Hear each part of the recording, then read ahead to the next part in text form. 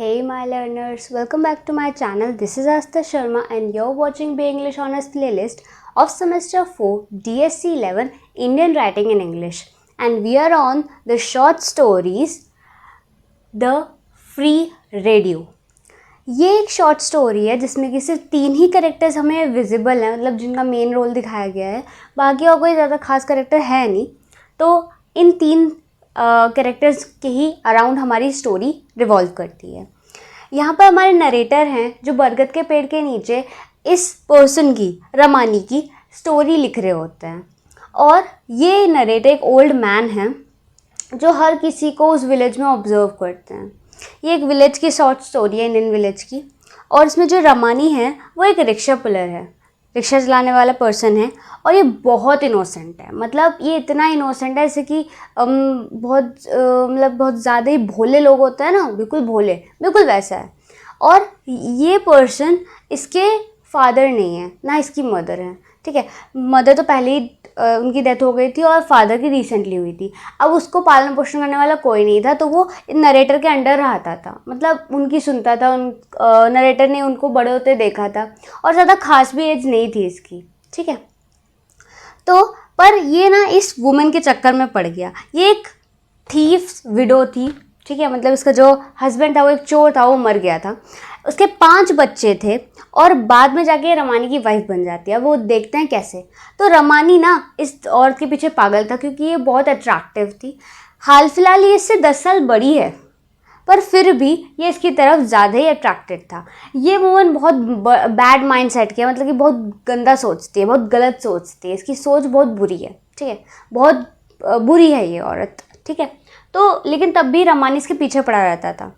वो जो old man था उसको समझाने की कोशिश करता था और ये भी बिलीव करता था कि अगर इनका फादर ज़िंदा होता तो वो इनको ऐसा नहीं करने देता, ठीक है।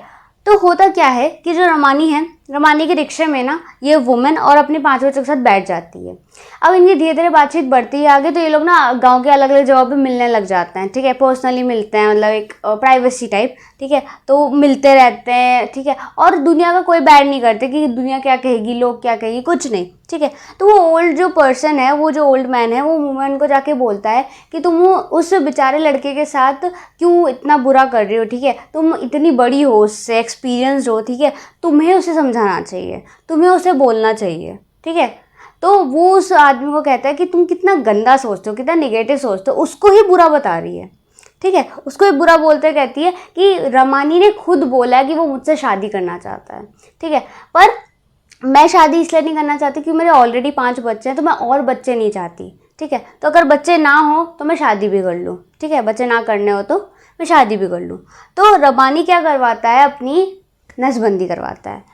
जब वो देखता है कि गांव का एक आदमी है लक्ष्मण करके, ठीक है, उसने नसबंदी कराई तो उसको फ्री रेडियो मिला, तो वो भी भाई साहब नसबंदी कराने चले जाते हैं।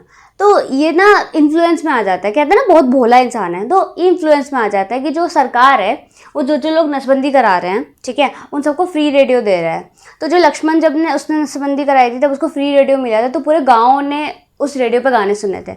तो मैं भी मेरे को भी फ्री रेडियो मिलेगा, मैं भी कोई नसबंदी करा लूँगा, तो ठीक है। लेकिन ये जो पॉलिसी थी ना ये गवर्नमेंट की, ये ख़त्म हो चुकी थी तब के टाइम, तो और इसको पता नहीं था।